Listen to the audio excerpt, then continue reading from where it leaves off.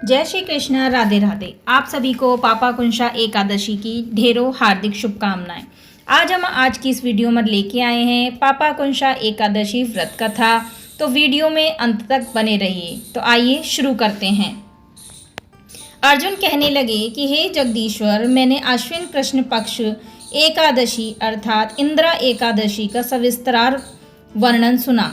अब आप कृपा करके मुझे अश्विन क्वार मास के शुक्ल पक्ष की एकादशी के विषय में बतलाइए।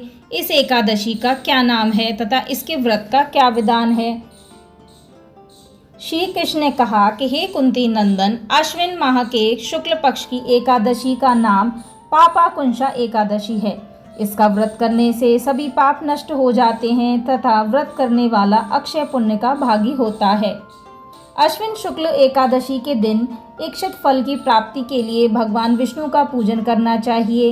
इस पूजन के द्वारा मनुष्य को स्वर्गलोक की प्राप्ति होती है। हे अर्जुन, जो मनुष्य कठिन तपस्याओं के द्वारा फल की प्राप्ति करते हैं, वह फल इस एकादशी के दिन क्षीर सागर में शेषनाग पर शयन करने वाले भगवान विष्णु को नमस्कार कर देने से मिल जाता है और मनुष्य को यम के दुख नहीं भोगने पड़ते। मनुष्य को पापों से बचने का दृढ़ संकल्प करना चाहिए। भगवान विष्णु का ध्यान स्मरण करने भी रूप में सुखदायक और पापनाशक है, परंतु पापाकुंशा एकादशी के दिन प्रभु का स्मरण कीर्तन सभी क्लेशों व पापों का शमन कर देता है। श्री कृष्ण बोले, मैं तुम्हें पापाकुंशा एकादशी व्रत की कथा सुनाता हूँ, ध्यान पूर्वक सुनो।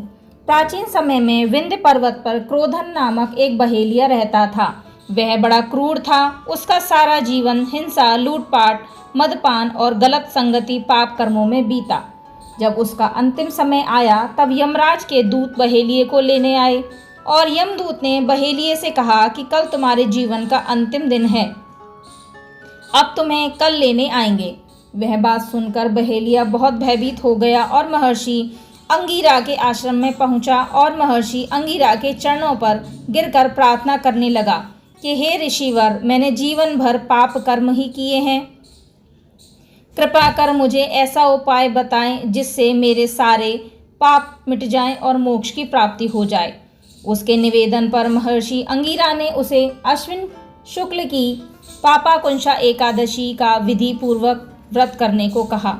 महर्षि अंगिरा के कहे अनुसार उस बहेलिये ने यह व्रत किया और किए गए सारे पापों से छुटकारा पा लिया और इस व्रत पूजन के बल से भगवान की कृपा से वह विष्णु लोक को गया।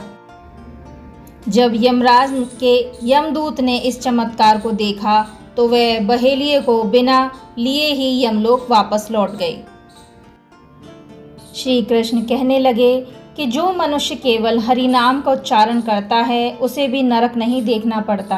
विष्णु के नाम की महिमा इतनी प्रबल है कि वह समस्त तीर्थों के पुण्य के बराबर फल प्रदान करती है।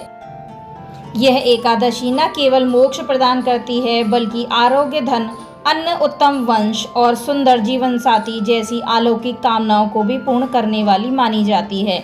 बाल्यावस्था, युवावस्था या वृद्धावस्था, किसी भी समय इस व्रत को करने वाला व्यक्ति कभी भी दुर्गति को प्राप्त नहीं होता। तो यह थी पापाकुंशा एकादशी व्रत कथा। यह व्रत कथा आपको कैसी लगी कमेंट बॉक्स में ज़रूर बताएं। यदि पसंद आई हो तो अपने फैमिली फ्रेंड्स के साथ ज़रूर शेयर करें और हमारे चैनल को सब्सक्राइब करना ना भूलें। मैं मिलती हूँ आपको अगली वीडियो में अगली कथा या जानकारी के साथ। तब तक के लिए जय श्री राधे, जय श्री हरि विष्णु।